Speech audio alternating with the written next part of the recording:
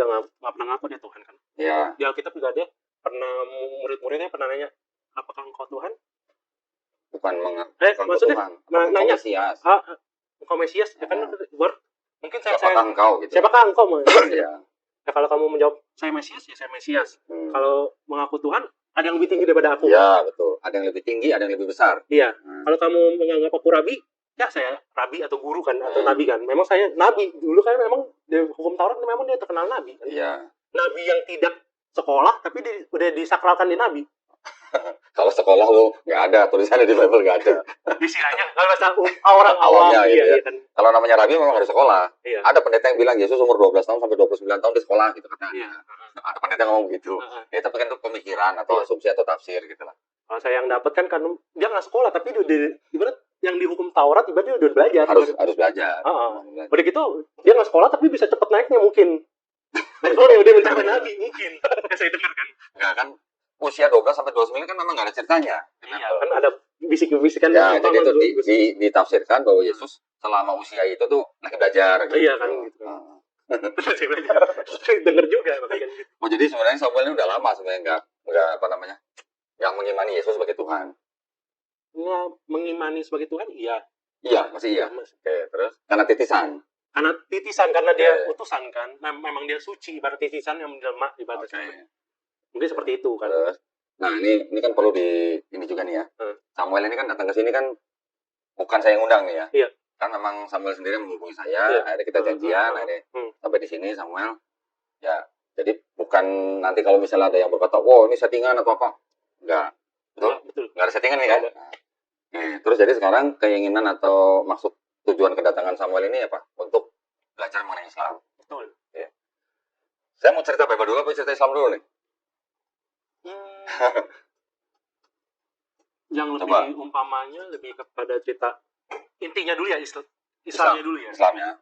Karena kan saya pengen tahunya kan lebih Islamnya dulu kan. Kan. Sekarang kalau Samuel mau tahu Islam kan Samuel harus tahu Islam itu artinya apa sih? Itu. Gitu. Islam artinya apa kalau menurut Samuel yang sekarang udah tahu? Pernah baca-baca nggak Islam itu artinya apa?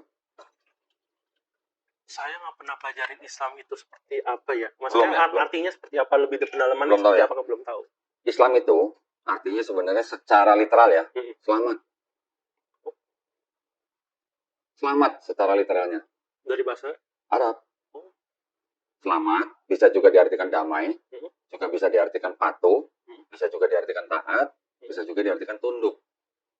Tapi dari semua ini sebenarnya dirangkum semua, artinya tuh berserah diri. Tunduk kan berserah diri ya, taat juga berserah diri. Nah, berserah diri kepada siapa? Kepada Tuhan yang menciptakan kita gitu. Arti Islam sesungguhnya seperti itu. Ya, ini definisi dulu nih. Islam itu adalah nama agamanya atau ajarannya. Manusianya yang berislam namanya Muslim. Jadi Muslim itu adalah orang yang berislam atau orang yang berserah diri hanya kepada satu pencipta. Oke. Berserah diri. Kalau namanya berserah diri apa namanya istilahnya? Berserah diri ya menyerahkan diri. Menyerahkan diri untuk apa? Untuk menyembah ya. Untuk menyembah. Iya, kan? Gitu kan? Untuk mentaati perintahnya, untuk menjauhi larangannya. Iya. Kan gitu kan? Nah itu sebenarnya esensinya dari Islam itu sebenarnya. Esensinya ya. Esensinya berarti intinya sebenarnya sama kan dengan yang di Kristen juga kan. Yang di ajaran yang perjanjian lama kan. Nah, sebentar. Sebentar ya. Iya, apa-apa. Santai kan? Nggak buru-buru kan? Tenang, kan kita ngobrol.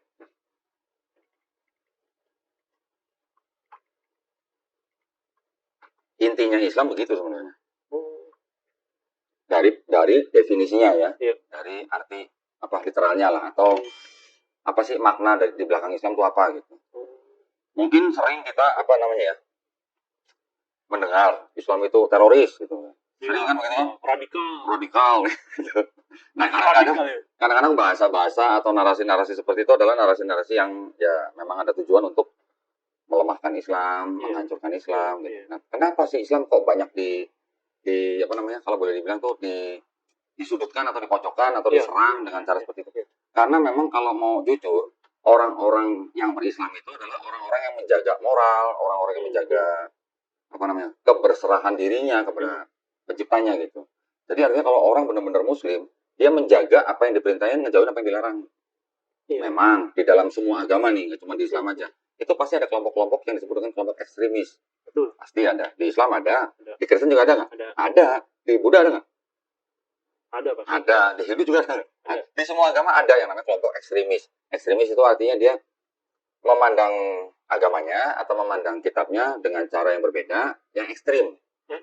Makanya disebut ekstremis gitu. Semua agama pasti ada. Tapi apakah tindakan-tindakan ekstremis itu sesuai dengan apa yang diajarkan? Belum tentu. Iya, betul. Gitu. Makanya sekarang kita sering mendengar Islamofobia. Ya, ketakutan terhadap Islam. Oh iya. Kenapa? Karena Islam itu adalah memang sebenarnya yang menjaga ajaran itu. Yang menjaga pasrahnya kita kepada yang menciptakan kita gitu. Tetapi juga di dalam Islam juga tidak boleh menjadi orang yang lemah. Karena di dalam Islam juga ada ajaran begini, kalau lu dijahatin sama orang, lu boleh ngelawan nggak? Kalau ada ajaran lu? Nggak boleh. Sama kiri. Kenapa? Kasih kanan. Karena Yesusnya juga sama. Ya waktu dipikir salib kan dipecut aja nggak ngelawan. Padahal dia maha kuasa. Kalau dia maha kuasa. Sekarang kalau di jalan lu ditampar orang kanan kasih pipi kiri ya? Kenapa? Kenapa? Sakit cocok. Sakit kan? Lu berarti lu nggak ngikutin Bible dong? Lah, ayo. Ya kan dia suci, saya kan manusia. Tapi kan Yesus ngajarin murid-muridnya begitu. Kalau ditampar pipi kanan kasih pipi kiri. Kenapa lu nggak ngikutin ajarannya? Artinya apa? Ajaran itu bagus. Bagus, tapi saking bagusnya tidak bisa diterapkan. Gitu maksudnya. Kalau tidak bisa diterapkan, lah buat apa gitu? Memang pendeta-pendeta banyak yang ngomong begini. Maksudnya itu jangan membalas kejahatan dengan kejahatan. Iya. Ya, sekarang kalau lu di tengah jalan, ditodong, dirampok, misalnya, ditodong lah minta duitnya. Terus lu digaplok gitu, lu diem aja. Enggak. Lawan. Badan gede gini masa gak ngelawan? Gitu ya maksudnya. Iya. Ada lagi, kasihilah musuhmu. Iya. Ya. Lu kalau di jalan dirampok, gimana caranya ngasih perampok itu? Kok ketemu perampok? Lu di jalan ditodong, diminta duit. Gimana caranya lu mengasihi penodong itu gitu? Kasih semua dompetnya. Ini kalau perlu handphone ambil. Ini kalau perlu nih kartu ATM atau apa segala macam. Lu lapor polisi ya? Lapor polisi. Kenapa lapor polisi? Karena lu bersalah. Nah, karena lu minta keadilan kan? Iya. Lu terima nggak diambil semua barangnya sama perampok itu? Nggak terima kan? Iya. Berarti gimana? Lu lapor polisi, lu minta keadilan kan? Berarti lu mengasihi perampok lu nggak? Kalau mengasihi itu apa sih? Kira-kira gimana sih mengasihi? Kalau lu mengasihi ibu lu gimana? Kalau perlu kita kasih makan, ya kan? Sakit kita rawat. Kalau perlu mau ke rumah sakit aja kita anterin. Hal-hal yang baik yang kita kerjakan pada orang yang kita kasihi. Nah sekarang kalau udah jadi mengasihi musuhmu, gimana caranya katanya? Nah saya juga bingung. Berarti lu selama ini jadi Kristen bingung dong? Makanya kan itu saya bilang. Loh iya, ini kita refleks dulu ya. Iya. Kita refleksi dulu ke belakang. Bener nggak berarti ajaran yang selama ini kita ikutin? Sudah melakukan belum yang kita terima gitu ajarannya? Kalau di Islam bagaimana? Kalau lu dizolimin orang. Kalau lu dizolimin orang Islam itu boleh membalas. Tapi yang setimpal. Nggak boleh berlebihan. Tetapi mengampuni lebih baik. Kira-kira yang bisa diterapkan dalam kehidupan sehari-hari yang mana? Yang Islam. Yang Islam. Nah itu makanya. Sekarang kalau iblis musuh lu bukan? Iblis musuh lah. Gimana caranya ngasih iblis? Bingung juga. Bingung. Bingung nggak? Nggak mungkin ngasih iblis. Logis nggak? Iya. Nah, iya. Kan iblis musuh manusia kan? Iya. Nah kalau ada kasihilah musuhmu itu maksudnya gimana? Pendeta kan bilang jangan membalas kejahatan dengan kejahatan. Berarti lu disuruh diajarin menjadi orang yang terima aja. Mau diapain aja lu jangan balas gitu. Betul? Lapang dada. Kan artinya ajaran itu tuh karena terlalu bagus, jadi disebutnya apa? Too good to be true. Muluk-muluk gitu. Tapi tidak bisa diterapkan gitu. Oke, gue nggak bisa balas, gue lapor polisi. Tapi berarti kan kita lapor polisi karena kita minta keadilan, karena kita nggak terima dengan perlakuan orang itu. Kan kontradiksi dengan ajaran kasihilah musuhmu. Nah sekarang kalau misalnya lu, gue nih, teman-teman yang lain, satu bangsa yang belum merdeka, penjajah datang bawa Bible nih, baca kasihilah musuhmu. Kasih siapa berarti? Kasih penjajah nggak? Jadi gimana? Kalau penjajah datang bawa buku, nih baca kasihilah musuhmu. Berarti kalau gue ngejajah lu harus kasih apa aja ke gue dong? Iya. Lu boleh ngelawan gue nggak? Gimana? Ya nggak boleh. Ajarannya kan begitu. Iya. Memang diajarannya juga kasihilah sesamamu seperti kamu mengasihi dirimu sendiri. Iya. Itu bagus. Di Islam juga sama. Sama di Islam ada ajaran begitu. Kita harus berkasih sayang dengan sesama kita. Tetapi kasihilah musuhmu itu loh yang jadi batu sandungan gitu. Kasihnya seperti apa kan? Umpamanya kan harusnya kan lebih jelas harusnya. Tidak perumpamaan. Sebenarnya kan yang kitab juga saya banyak yang bingung kan banyak perumpamaan yang tidak bisa dianalogikan ke bahasa Indonesia, bisa diterapkan. Jadinya rancu karena jadi banyak pemahaman. Ya mungkin dengan segala macam cara pendeta bisa memberi lo pemahaman. Iya. Tetapi pemahaman itu kan akhirnya tercampur dengan pemikiran pendeta. Iya, betul. Tidak letterless dari Bible. Betul. Nah, suruh tanya pendeta, gimana kalau Pak Pendeta dulu bangsa yang belum merdeka dijajah, disuruh kasihlah musuhmu, lawan nggak gitu? Gitu aja. Lu pengalaman penjajah nggak gitu? Belum merdeka loh ya. Kita bilang belum merdeka loh. Gitu. Masih dijajah Mesir. Masih dijajah Mesir. Nah, jadi gitu. Nah, sekarang kalau kembali ke Islam. Di Islam tadi artinya itu adalah itu. Jadi sebagai orang Islam, kita tuh disuruh apa sih? Disuruh apa? Disuruh menjalankan perintahnya, menjauhi larangannya. Seorang Islam atau Muslim, itu tujuannya sebenarnya apa sih? Tujuannya apa? Menjadi orang Muslim. Tujuannya adalah bermanfaat bagi sesamanya. Bagi apa? Bagi rahmatan lil alamin. Jadi nggak cuma kita harus diajarin baik sama sesama manusia, mau Muslim atau non Muslim ya. Tetapi kepada lingkungannya aja kita harus menjadi rahmat. Menjaga lingkungan, nggak boleh ngotorin, nggak boleh bikin banjir, nggak boleh merusak lingkungan. Itu termasuk bagian dari ajaran Islam. Aslinya begitu. Aslinya begitu. Kalau mau tahu benar arti rahmatan lil alamin. Asli yang diajarkan Nabi Muhammad. Iya. Yang Wali Songo juga ngajarin itu. Ya Wali Songo mengejawantahkan dalam praktek. Iya. Tapi kalau Wali Songo istilahnya ulama-ulama nggak cuma Wali Songo aja. Biasanya kalau mereka datang ke suatu daerah yang sudah punya budaya, kan orang itu akan sulit melepaskan budaya atau ada tradisi. Iya. Ya kan? Masuk Islam biasanya ada melalui dari sisi budayanya itu dulu masuk. Baru ajaran Islamnya dimasukin. Itu yang namanya sinkretisasi gitu ya. Peleburan antara budaya dan agama. Tetapi bukan berarti terus budayanya itu menjadi lebih tinggi dari agama. Pada akhirnya agama itu harus menjadi patokan paling tinggi. Budaya itu kan hanya ciptaan manusia. Tapi kalau agama di dalam Islam ini kan kita percaya bahwa Quran itu firman Allah. Jadi, jadi yang diajarkan kepada umat itu ya itu ajaran yang berasal dari yang menciptakan kita. Gitu. Ya, cukup jelas. Islamnya bagaimana? Udah cukup jelas. Sekarang kalau misalnya kita mendengar, misalnya contoh nih. Waduh, waktu baru masuk Islam gue ditanya sama teman-teman Muslim lain, lu Islam apa? Islam NU apa Islam Muhammadiyah? Nah, ada Muslim yang pasti nanya begitu. Gitu. Iya. Kalau kita sekarang tahu NU, Nahdlatul Ulama, Muhammadiyah, ini kan organisasi. Iya. Organisasi itu kan hanyalah kendaraan yang dipakai oleh sekelompok orang untuk mencapai tujuannya di bidang apa. Nah, NU, Muhammadiyah, ini sama-sama organisasi yang punya misinya beda. Misinya. Tapi kalau ditanya, NU, Tuhannya siapa? Ya tetap Allah Subhanahu wa Ta'ala. Muhammadiyah ditanya, ya sama. Nabinya siapa? Ya tetap Nabi Muhammad SAW. Kitabnya apa? Ya tetap Quran sama. Teologinya atau keyakinannya semua sama. Mau apapun organisasinya Islam, akidahnya sama, nabinya sama, kitabnya sama. Cuman hanya mereka membentuk organisasi untuk mencapai tujuan mereka di dalam bidang tertentu. Secara tata caranya? Dengan jalan yang beda-beda. Oh, jalan ya, tata caranya. Contoh misalnya, NU ini memberatkan dakwah dalam bidang pendidikan misalnya. Ya udah bangun sekolah dong. Misinya bangun sekolah gitu. Kurang lebih seperti itulah. Nah, tapi kalau gereja dulu apa GMS. Nanti ada lagi belajarnya Katolik. Apakah Katolik sama Protestan itu benar-benar sama persis? Oke, mungkin trinitasnya sama, tapi ritualnya atau mungkin cara yang dianggap sebagai pengampunan dosa bisa lewat orang atau enggak, itu kan berbeda. Sekarang kalau ketemu misalnya Protestan dengan Saksi Yehova misalnya. Saksi Yehova disebut sesat. Nah, Protestan kan tidak mengakui Saksi Yehova sebagai Kristen. Iya. Kenapa? Karena Saksi Yehova tidak mengakui Yesus sebagai Tuhan. Jadi kalau ditanya Protestan sama Saksi Yehova, Tuhannya sama nggak? Enggak, beda Tuhannya. Kalau Protestan atau Katolik, Tuhannya Bapa, Putra, dan Roh Kudus. Kalau Saksi Yehova, Tuhannya cuma Bapa aja, Yesus bukan Tuhan. Nanti ketemu lagi aliran lain namanya Oneness. Ya, Oneness. Ditanya, sama Katolik atau Protestan, Tuhannya sama nggak? Beda. Kalau Oneness ini bilang, Yesus itu ya Bapa, Bapa itu Yesus. Kalau Katolik bilangnya, Tuhan siapa? Bapa, Putra, dan Roh Kudus. Ini 3 pribadi yang jadi satu. Oneness beda lagi ceritanya. Jadi teologinya masih berbeda. Tapi kalau di Islam, mau sampai yang paling ekstrim misalnya Syiah misalnya. Syiah kalau ditanya, Tuhannya siapa? Tetap sama Allah. Nabinya siapa? Tetap Nabi Muhammad SAW. Qurannya sama tetap. Walaupun mereka bilang Qurannya orang Sunni itu Quran KW gitu kan. Qurannya KW, tapi masih dipakai sama mereka gitu. Oh gitu. Iya. Tapi secara dalil atau ibarat dalil atau isinya kan sama kan? Ya kalau isi Quran kan semua sama. Sama kan? Sama. Cuman mungkin di bawahnya ada turunan lagi ada hadis. Di Sunni ada hadis-hadis yang sahih, imam ini. Kalau di Syiah hadisnya beda. Nah, kebanyakan ulama yang di Sunni itu tidak menganggap Syiah sebagai Islam karena ada hal-hal tertentu gitu. Karena mereka mungkin melaknat sahabat dan segala macam. Tetapi itu yang paling ekstrim. Tapi kalau di dalam Islam sendiri, itu semua perbedaan atau perpecahan di dalam Islam sendiri, semuanya tetap sama. Tuhannya sama, nabinya sama, kitabnya sama. Gitu. Yang berbeda hanya kendaraannya saja untuk mereka mencapai tujuan sekelompok orang tertentu. Gitu. Misinya yang berbeda. Iya.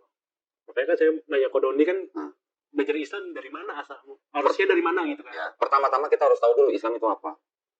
Nah, sekarang kalau kita lihat nih, ada Bible kan, ada perjanjian lama, ada perjanjian baru.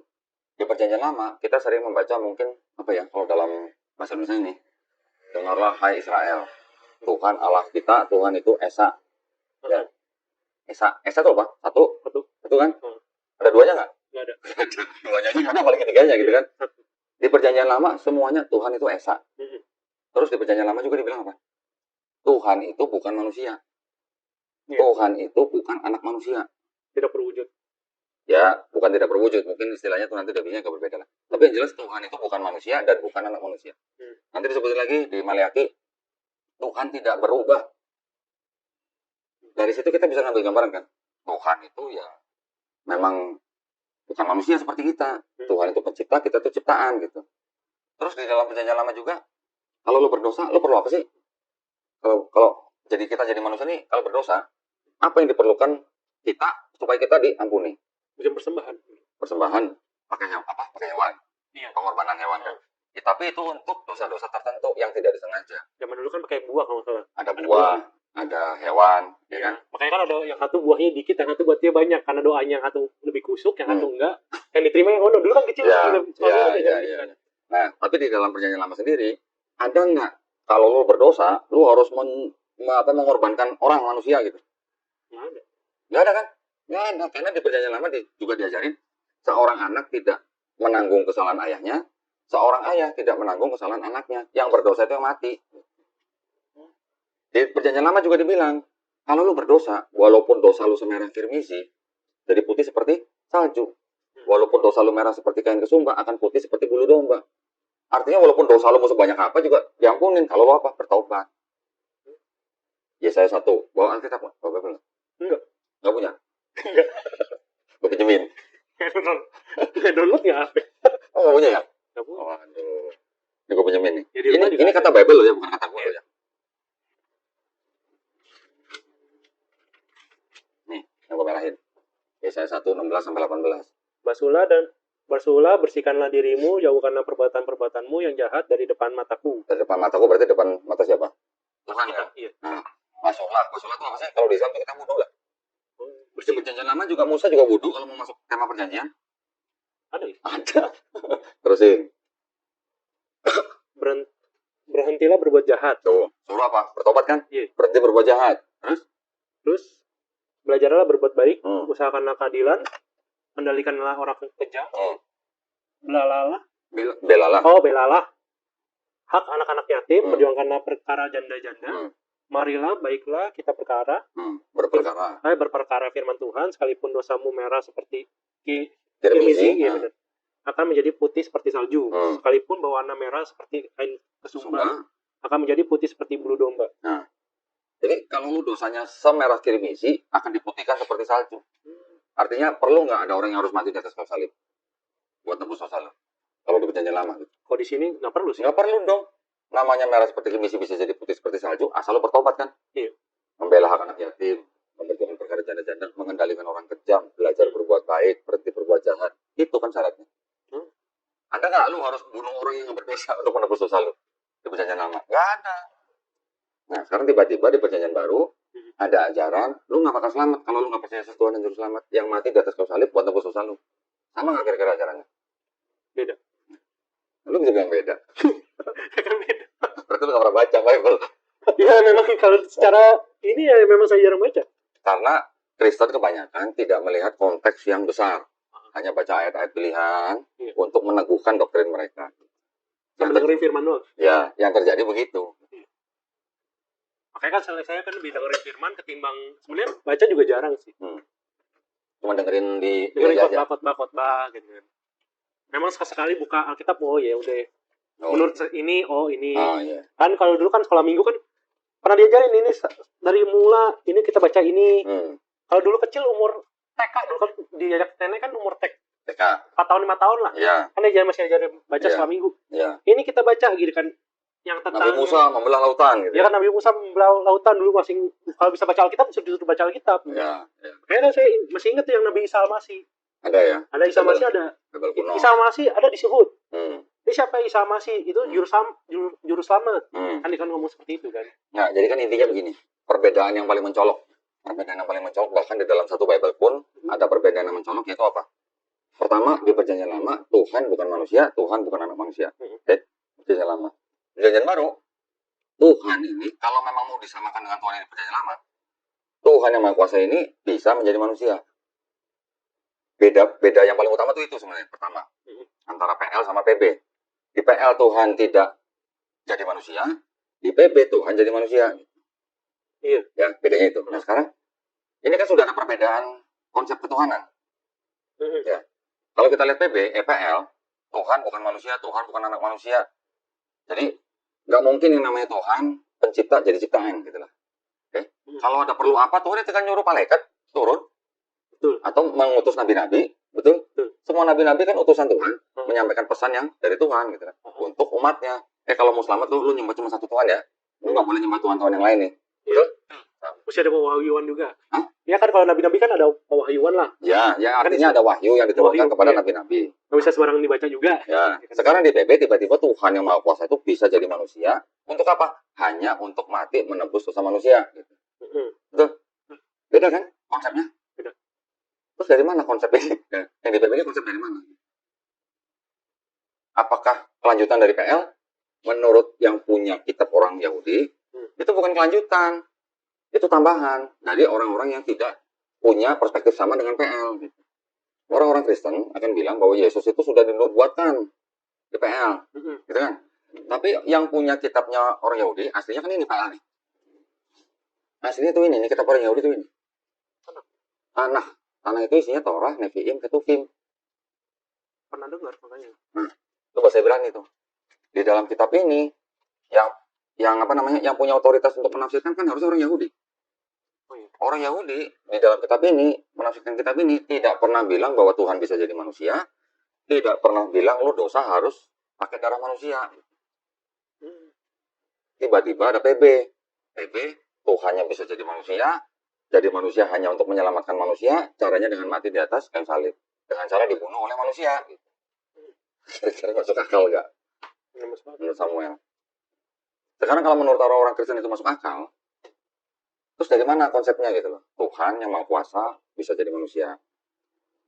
Itu asalnya dari paham atau disebut paganisme atau Helenisme Yunani kuno.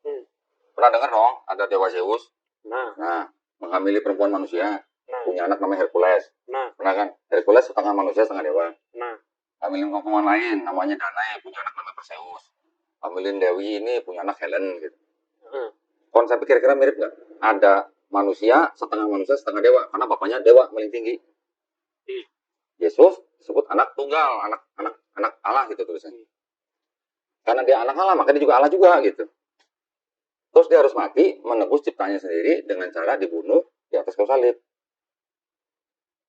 Ada kemiripan nggak konsepnya? Ada. Masih banyak contohnya. Gitu.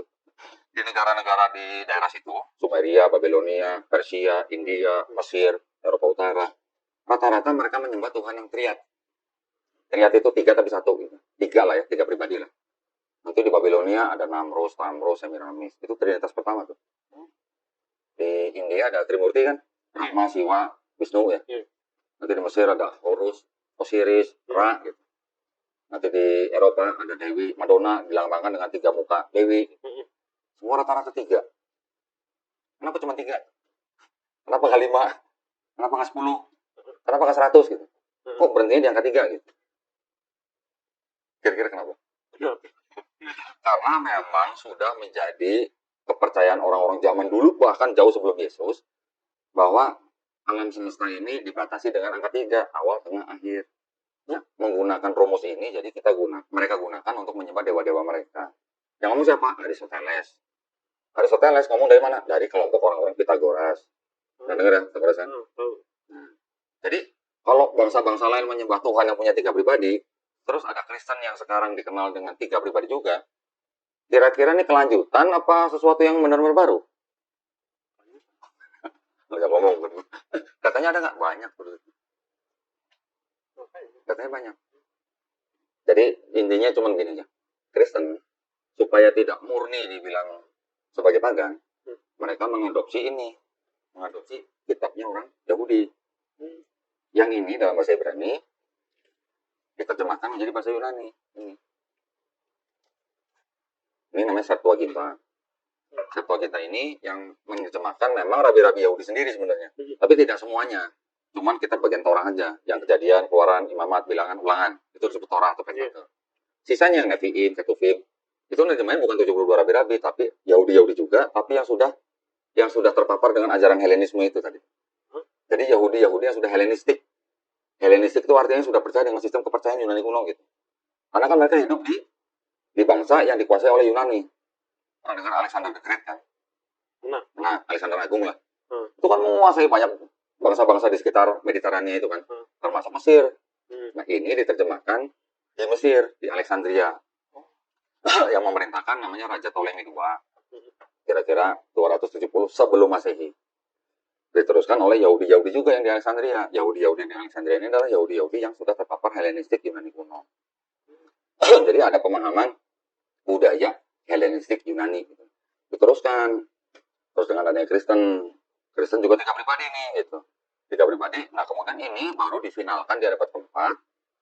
Ini dikoreksi menjadi seolah-olah berbicara mengenai Yesus nih.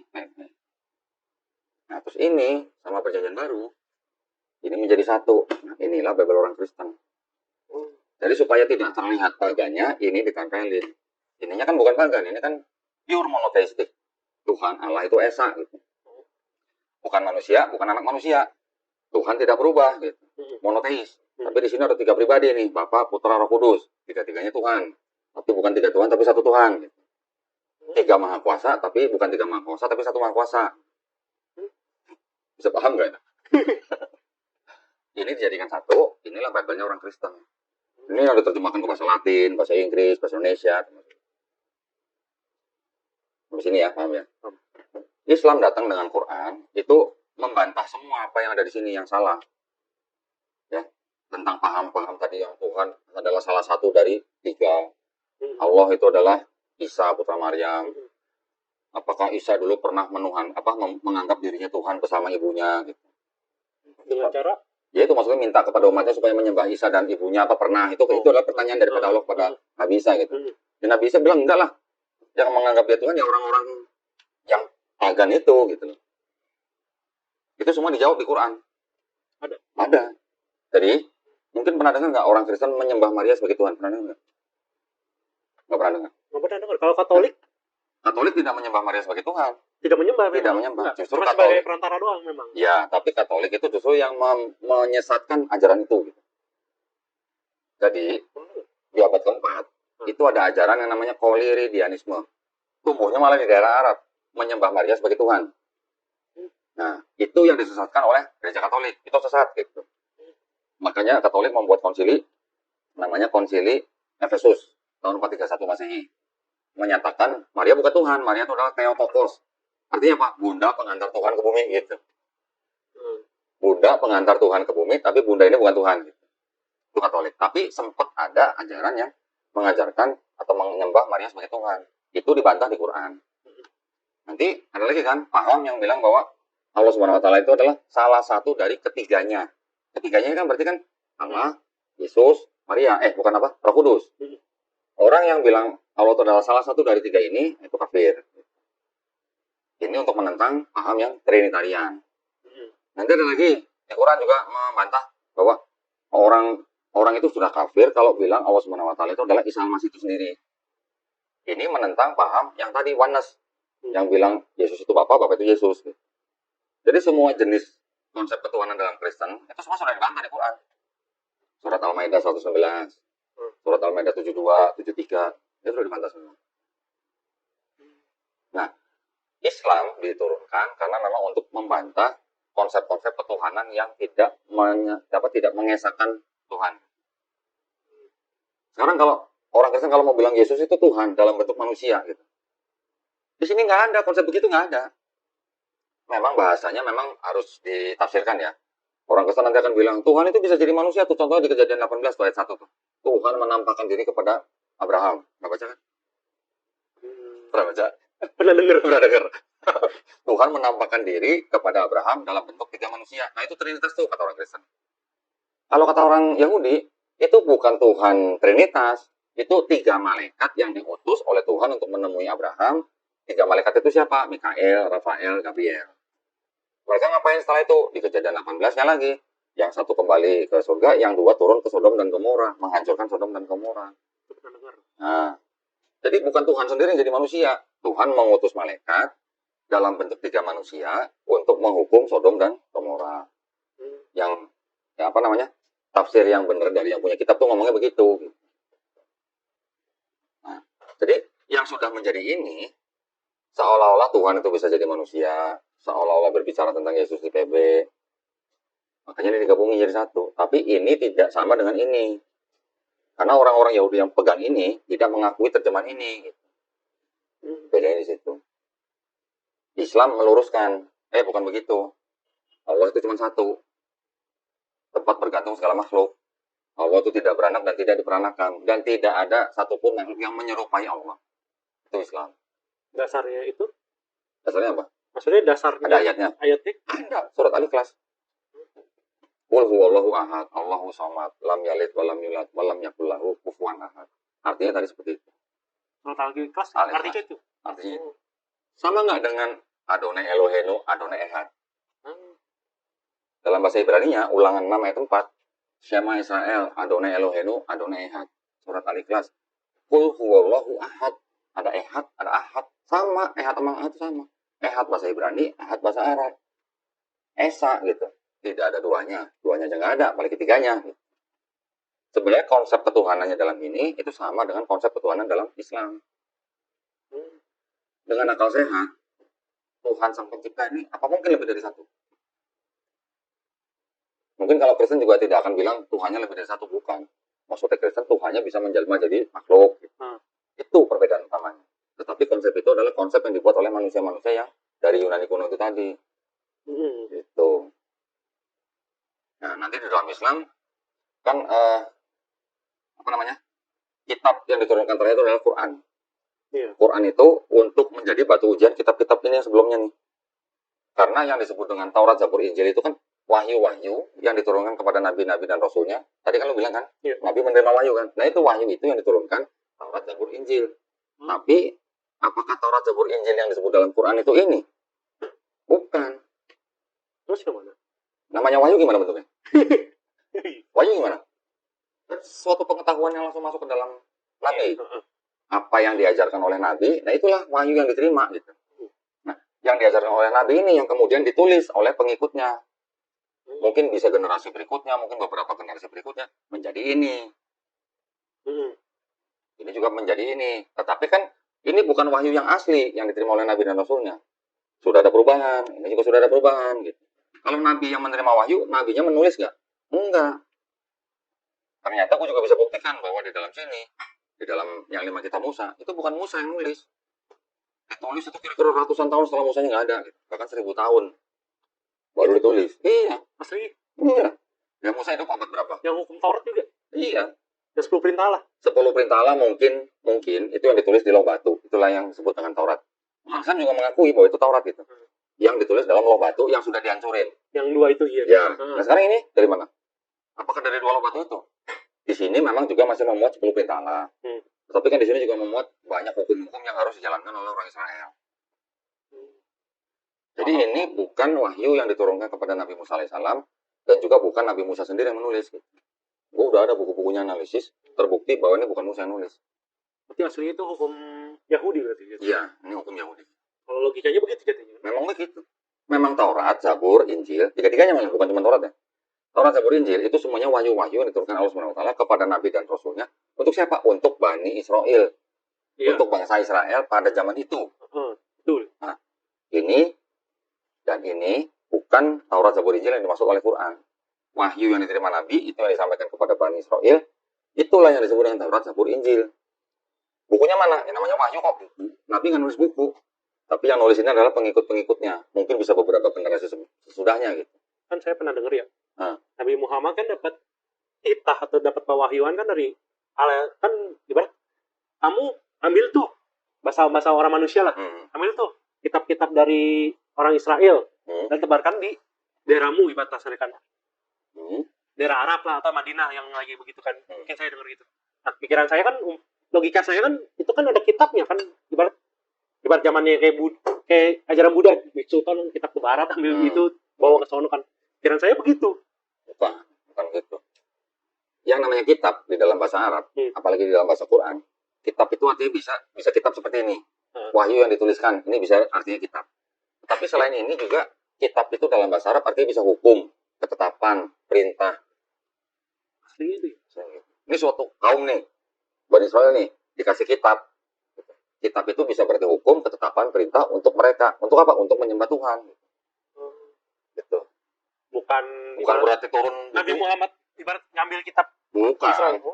Dalam zaman Nabi Muhammad SAW juga belum ada model begini. Ibarat kan makanya saya orang awam, makanya saya tanya ke Dok. Belum ada buku begini, belum ada. Mesin cetak baru ada tahun 16. Kayaknya kayak pakai daun kulit kambing. Zaman gitu. Dulu pakai gulungan-gulungan. Ada yang pelepah, ada yang tulang. Ya itu kalau digabungin semua disebut kitab. Tapi kitabnya dalam arti bukan berarti bentuk buku seperti ini. Apa yang diterima oleh si oleh Nabi itu, wahyu itu kan yang menuliskan nanti orang lain. Nabi Muhammad SAW sendiri setelah menerima wahyu juga bukan Nabi Muhammad yang menulis, sahabat-sahabat yang nulis. Nabi menyampaikan, Nabi ngedikte nih, tulis ini, habis tulis sahabat suruh baca, benar nggak bacanya, benar, kalau benar udah, baru tuh dianggap sebagai ayat yang diturunkan. Kirain saya ngambil kitab, nyolong gitu. Ibarat di mana gitu kan, ada di mana? Gitu. Di mana, di atas gunung gitu? Mungkin nggak tahu ada di mana gitu kan? Enggak, bukan begitu. Atau ditulis sama murid-murid Yesus kan, jadi itu kan. Nah gini, sekarang nih, ini ada konsep-konsep nih yang dibahaskan, ada konsep-konsep. Kan Injil kan ibarat 12 murid-murid Yesus kan menyebarkan Injil-Injil kan. Berarti Injil-Injil itu udah ada dong. Misalnya kan. Gini, di dalam Bible Perjanjian Baru, khusus Perjanjian Baru, kan ada 4 gospel. Ya kan? Matius, Markus, Lukas, Yohanes. Apakah yang nulis 4 gospel ini benar-benar orang yang bernama Matius, Markus, Lukas, Yohanes? Mungkin kalau Samuel sampai sekarang mengertinya begitu gitu ya. Iya. Tapi sebenarnya ini bukan, karena 4 gospel itu ditulis tidak ada pengakuan gua bernama Matius nih, nulis untuk orang ini, gua bernama Markus. Nggak ada pengakuan seperti itu, nggak ada. Dari mana nama-nama Matius, Markus, Lukas, Yohanes? Yang ngasih nama itu Bapak Gereja. Murid Tuhan Yesus sudah sama? Enggak. Atau bukan, Bapak Gereja di abad kedua. Udah 100 tahun lebih dari zaman Yesus gitu. Oh, ini gospel ini namanya Matius, gospel ini namanya Markus, gospel ini namanya Lukas dan Yohanes. Yang mengatributkan nama-nama itu adalah bapak-bapak gereja di abad kedua. Pertama kali Santo Papias tahun 135 Masehi. Udah 100 tahun bedanya sama Yesus tuh. Ya. Yang kedua Santo Irenaeus tahun 185 Masehi. Udah beda 150 tahun dari cara kita sama Yesus. Nah, gospel-gospel yang tadi bilang 4 itu, apakah memang ditulis cuma 4 yang menulis gospel? Agak banyak, masih banyak gospel-gospel yang lain yang mana dipilih-pilih sama bapak gereja untuk masuk ke dalam Perjanjian Baru. Gospel itu puluhan yang nulis. Aslinya. Tapi yang masuk ke dalam sini cuma 4. 4 ini aja, Matius, Markus, Lukas, Yohanes, yang ditulis pertama kali itu Markus. Kira-kira sebelum Bait Suci kedua dihancurkan, tahun 70 Masehi lah. Jadi kurang lebih ditulis kira-kira tahun 65 sampai 70 Masehi lah. 10 tahun kemudian, penulis Matius dan penulis Lukas nyontek dari Markus. Nggak nulis sendiri, tapi nyontek dari Markus. Jadi apa yang ada di Markus itu ada di Matius dan di Lukas. Cuman bahasanya dirubah-rubah dikit lah. Gitu. Makanya hampir semua sama. Ya? Karena itu kan semua ceritanya sama. Tapi selain itu juga, Matius punya cerita sendiri, Lukas juga punya cerita sendiri. Makanya cuma di Lukas dan Matius yang ada silsilah Yesus. Iya. Ya kan? Jadi kalau di Matius kan, inilah silsilah Yesus Kristus. Dari Abraham punya anak ini sampai Yusuf sampai Yesus. Kalau di Lukas, inilah silsilah Yesus menurut anggapan orang gitu loh. Ya, terus sampai ke anak Allah gitu. Jadi Markus ada nggak silsilah Yesus? Nggak ada. Yohanes juga nggak ada. Nah, karena memang yang Matius dan Lukas ini nyontek dari Markus untuk cerita narasi Yesus, tapi mereka menambahkan dengan sumber kisah mereka sendiri yang disebut dengan Q. Q itu adalah sumber kisah yang beredar di masyarakat. Artinya Q gitu? Quell, itu dari kata quell dalam bahasa Jerman. Pernah baca saya ada tulisan Q? Ada. Tapi nggak tahu mungkin maksudnya waktu itu Q apa gitu ya. Iya. Nah, itu. Nah, ini baru 3 yang disebut Injil sinoptik. Ya kan? Sinoptik itu kisahnya semua sama, hampir ya memang dibilang sama karena memang yang 2 ngambil dari yang 1. Baru di akhir abad pertama ada Gospel Yohanes. Gospel Yohanes ini kan gaya ceritanya sama sekali berbeda dengan yang 3 ini. Ya kan? Kalau yang di Matius, Markus, Lukas, Yohanes ini kan tidak menonjolkan ketuhanan Yesusnya. Iya. Ya. Tetapi kalau di Yohanes ini kan menonjolkan keilahian Yesus. Aku dan Bapa adalah satu. Yohanes 10:30, ya kan? Sebelum Abraham ada, aku ada, gitu. Di Yohanes nih. Nah, Yohanes ini ditulis untuk siapa? Untuk apa? Gitu. Yohanes ini ditulis untuk melawan Kristen-Kristen lain yang menganggap bukan Yesus yang disalib. Kristen apa tuh? Namanya Kristen Basilidean. Kelompok Kristen Basilidean itu menganggap penyaliban Yesus itu hanya sebuah ilusi. Bukan Yesus yang disalib. Tapi siapa? Simon orang Kirene. Adanya di Matius, Markus, Lukas. Di Matius, Markus, Lukas yang membantu memanggul salib Yesus ke Bukit Golgota namanya Simon orang Kirene. Iya. Ya. Tapi di Yohanes kenapa nggak ada nama Simon orang Kirene? Yang manggul Yesus sendiri sampai Bukit Golgota. Itu makanya. Kan ada 2 versi memang saya pernah dengar. Itu. Yang Simon Kirene sama Yudas tuh. Bukan, Yudas bukan orang yang memanggul salib. Tapi kalau yang Simon orang Kirene diceritakan di Matius, Markus, Lukas, tapi di Yohanes nggak ada. Karena memang Yohanes ini untuk melawan kelompok yang Basilidean itu. Nah, saya pernah dengar Simon Kirene yang disalib, pernah. Nah itu. Pernah isu. Itu kelompok Basilidean. Makanya ada dua versi, Yudas Iskariot yang disalib sama Simon Kirene. Masa sih? Di Ada Kristen, versi. di Kristen ada yang ngomong Yudas yang disalib. Zaman waktu saya kecil kan pernah ada Yudas disalib, ada 2 versi. Mungkin. Kalau yang dibilang Yudas yang disalib itu berasal dari sebuah tafsir Quran. Quran kan juga membantah bahwa bukan Yesus yang disalib dan dibunuh. Ada tafsir di luar Quran yang menafsirkan bahwa yang disalib itu Yudas Iskariot gitu. Tafsir tapi ya, bukan Quran. Mungkin itu yang didengar sama Samuel. Makanya kan waktu kecil kan ada dulu sekolah minggu kan di Batasare. Ada nih cerita. Nggak, kalau dari Kristen nggak mungkin. Kan sekolah minggu kan ada. Ya. Ada nih. Menurut siapa nggak tahu kan mungkin lagi sekolah minggu ada orang ngomong Yesus yang yang dipanggung salib itu Yudas. Ini loh ternyata yang Yesus yang disalib. Gini. Kalau di Kristen, orang Kristen nggak mungkin bilang Yudas yang disalib, nggak mungkin. Karena apa? Di Bible kan diceritain Yudas setelah berkhianat kan dia apa? Pertama, ada yang bilang mati gantung bunuh diri. Ada kan Yudas bunuh diri. Ada lagi nanti Yudas mengembalikan 30 keping peraknya, kemudian dia jatuh, isi perutnya terburai. Nah, itu aja kan kontradiksi kan? Nah, jadi kan nggak mungkin Yudas yang disalib. Kayaknya kan ada beberapa versi, makanya saya dengar kan gitu. Nah, ada semuanya dari teks di Bible. Kalau di Kristenan tidak ada narasi Yudas yang disalib, nggak ada. Tapi kalau kelompok Kristen lain yang bilang yang disalib Simon orang Kirene ada. Mau baca nih ada nih. Ini ada kitab-kitab yang namanya kitab-kitab Nag Hammadi. Nag Hammadi ini yang dianggap yang salah satunya bilang bahwa yang disalib bukan Yesus. Itu kitab dari mana? Nag Hammadi ini dipercaya adalah kitab-kitab tulisan orang-orang Kristen yang disebut Gnostik. Ya, kitab-kitab ini karena beda dengan gospel yang masuk ke dalam Bible, makanya orang-orangnya dikubur-kubur, tangkap, dibunuh, penjara gitu. Kitabnya dibakar. Masih ada yang selamat ini. Kitab-kitab ini diketemukan di Mesir di desa Nag Hammadi tahun 1945. Akhir Perang Dunia Kedua. Ditemuin. Terus akhirnya ke pasar gelap dan akhirnya masuk ke museum, diterjemahkan jadilah ini. Di dalam satu kitabnya, gospel ya, dalam satu gospelnya itu ada cerita begini. Artinya gospel? Gospel itu kan sebenarnya kan kalau gospel itu sebenarnya dari kata God spell. Oh, kata Tuhan. Nah, kata Tuhan. Tapi sebenarnya gospel itu sendiri kalau merunut ke arti aslinya itu kan evangelion dalam bahasa Yunaninya. Evangelion itu kabar baik. Berasal dari bahasa Yunani kan, dipakai oleh orang Romawi kan. Orang Romawi menggunakan kata evangelion itu sebagai kabar baik karena mereka sering perang. Pulang perang menang. Oh, ini kabar baik nih evangelion gitu. Ke bahasa Bible disebut jadi kabar baik. Kabar baik diplesetkan menjadi Injil. Bukan diplesetkan. Diterjemahkan menjadi Injil. Injil bahasa Arab. Nah, gue cari ini. Bahkan di sini ada gospel yang cerita Yesus sering mencium Maria Magdalena di bibirnya. Halo. Ada. Ntar gue kasih lihat. Kok aneh? Yo. Nah sekarang gini, kalau orang Yahudi boleh nggak bersentuhan lagi perempuan? Enggak dong, nggak boleh. Karena di Yahudi sama Islam tuh kurang lebih sama. Bukan mahram, nggak boleh sentuhan. Gitu. Bukan suami istri, nggak boleh sentuhan. Di gereja adik saya juga gitu. Ya, di gereja sih dipisah laki perempuan. Kalau Yahudi, Islam juga begitu.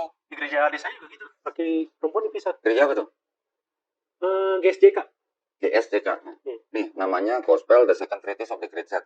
Ini ceritanya nih. Nah, ini di kalimat-kalimat terakhir ini, Yesus melihat penyalipan itu sambil tertawa. Yang disalib adalah Simon orang Cirene.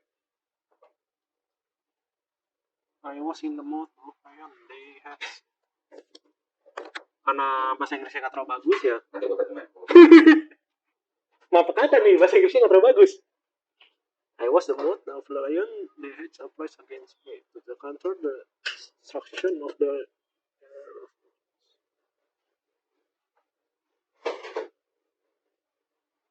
Ini ada kata-kata Simon nih. They were striking me with a sword, but someone else, Simon, bore the cross on his shoulder. Nah, Simon yang memanggul salib di bahunya. Someone else wore the crown of thorns. Jadi ada orang lain yang memakai tata itu yang kawat berduri. And I was on high, dan saya di tempat tinggi, poking fun at all the excesses of the rulers and the fruit of their error and conceit. Jadi saya melihat dari jauh sambil tertawa. Gitu. Yeah, I was laughing at their ignorance. Jadi saya menertawakan ketidaktahuan mereka. Gitu. Ini kan ada nih, drank the gall and the vinegar kan ya, di Bible kan diceritain Yesus minum anggur asam gitu kan. Benar, vinegar. It was not I. Nah, itu bukan aku. Jadi sebenarnya Simon itu dimaksud adalah Simon orang Kirene yang membantu bear the cross on his shoulder, yang membawa salib di bahunya.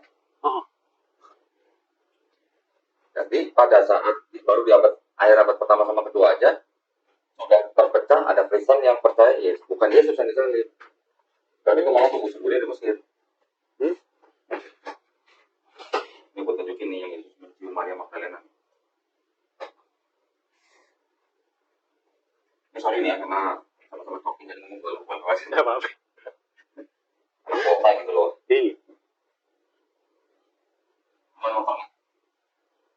Mau main motor?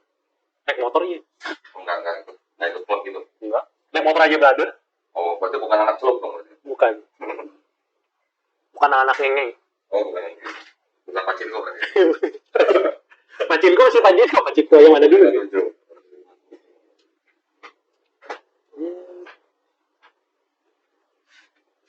Dulu sempat dengar isu Yesus saya pernah Isu dari mana? Yesus pernah tinggal sama waktu remajanya pernah tinggal di seorang perempuan. Terus dia karena dia ditinggal semacam semasa itu sebelum umur 30 tapi dia tinggal bareng tapi nggak nikah katanya. Pernah nonton kali film yang Maria Magdalena. Who is called Darren itu mandul, is the mother of the angel, ibu dari para malaikat. The companion of the Savior, sahabat dari juru selamat adalah Maria Magdalena sama lah. The Savior love her more than all the disciples. Jadi juru selamat itu mencintai dia, perempuan Maria, lebih daripada murid-murid yang lain, dan dia sering mencium dia di mulutnya, di bibirnya. Sekarang kalau orang Yahudi nyium di bibirnya, kalau bukan suami istri dirajam itu. Ya kan? Nah, sekarang di Bible perjanjian baru ada perempuan mengusap kaki, ada bilang kaki, ada bilang kepala, ya dua cerita berbeda. Mengusap kaki Yesus dengan minyak yang sangat mahal dan menyekat dengan rambutnya kan? Ada kan? Ada. Itu kalau bukan suami istri nggak boleh bersentuhan. Orang Yahudi. Gitu loh. Kalau yang di perjamuan Kudus kan batasnya lagi rame-rame itu kan yang perempuan itu yang nyekat kaki itu masuk. Bukan di perjamuan Kudus. Bukan perjamuan Kudus, itu yang waktu di rumah Simon atau rumah siapa? Iya. Atau yang di orang Farisi. Yang orang Farisi. Yang waktu yang itu deh. Ya karena dua gospel ceritanya beda nih. Yang bea cukai. Oh, yang Matius. Nah, bukan di situ. Kalau di situ Yesus makan. Kayaknya lagi makan terus tiba-tiba ada seorang perempuan yang membasuh kaki Yesus kan. Itu kalau di tradisi Yahudi, boleh nggak laki-laki dan perempuan bersentuhan? Nggak boleh. Nggak boleh. Jadi ada profesor dari Australia, namanya Profesor Barbara Geering. Dia memeriksa ini yang namanya dokumen Almati, gulungan Almati dari Scroll. Ada potongan kertas yang menulis Yesus berkata istriku. Kita cuma segitu karena potongan kecil gitu. Nah, Profesor Barbara Geering itu menggambarkan prosesi yang di Bible itu yang perempuan sedang menyekat kaki itu sebagai prosesi pernikahan. Nggak pernah dengar tuh. Nggak pernah dengar. Sekarang Yesus di Bible, di Perjanjian Baru, Yesus disebut rabi kan sama murid-muridnya kan. Yang namanya rabi itu wajib menikah kalau tradisi Yahudi. Nabi itu rabi bukan. Bedanya rabi sama nabi? Nabi utusan Allah, kalau rabi kan pemimpin atau guru agama. Nah, rabi itu bisa disebut rabi, boleh mengajar kepada kayak kami. Itu dia menikah. Nggak kayak pendeta Katolik yang nggak boleh menikah. Beda. Baru tahu. Nah, gimana? Rabi itu harus menikah. Cuma memang di Perjanjian Baru tidak pernah ditulis Yesus menikah. Ya kan benar. Terima kasih.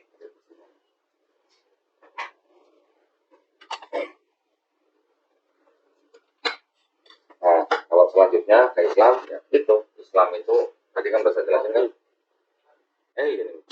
Kalau di Islam itu ada yang namanya apa? Rukun Islam. Rukun Islam itu adalah apa? Pertama orang kalau masuk Islam ya syahadat. Cuman mengucapkan 2 kalimat syahadat. 2 kalimat syahadat itu namanya pernyataan iman, pengakuan, pengikraran gitu. Bahwa Tuhan itu cuma satu, Allah SWT. Nabi Muhammad itu adalah utusan. Nah, selesai itu namanya syahadat. Pertanyaannya, apa? Kalau di Kristen kan kita kecil, kan ada 2 kali pengakuan kan. Maksudnya kan dulu kan ada ibarat penyerahan anak waktu bayi. Yeah. Waktu masa remaja baru mengakui keimanan dengan dibaptis. Tapi kan dengan konsep yang berbeda-beda, sekarang ibarat masuk ke gereja sini harus dibaptis. Nanti entah masuk ke gereja sini lagi ada pengakuan baptis ulang. Yeah. Banyak kan gitu. Yeah. Oh, begini. Ini pengakuan iman. Iya, karena berbeda denominasi. Pandangan daripada pemimpin-pemimpin gereja yang berbeda-beda itu menimbulkan atau melahirkan pemikiran agama yang berbeda-beda.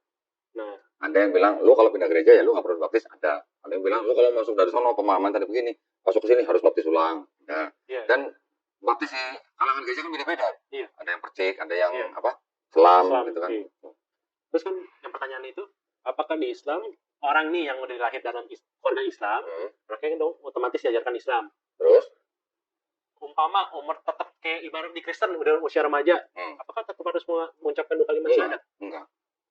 Enggak.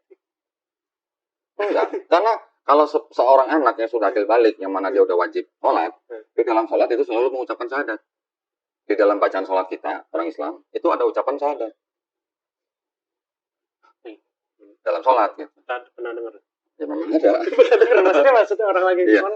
Pengucapan syahadat atau pengikraran itu hanya untuk orang yang di luar Islam masuk Islam. Tapi nanti kalau udah sholat kan tiap sholat dia juga pasti baca syahadat. Gitu. Nah setelah syahadat baru ada sholat. Sholat ada zakat, ada puasa, baru ada haji kalau mampu. Kalau nggak mampu ya nggak usah naik haji. Gitu. Ini adalah syariat-syariat atau yang disebut dengan rukun Islam. Ini wajib dijalanin gitu. Kalau memang benar-benar mau disebut sebagai Muslim. Gitu. Nanti setelah ini baru ada yang namanya rukun iman. Rukun iman yang udah pasti kan beriman kepada Allah Subhanahu Wa Taala kan.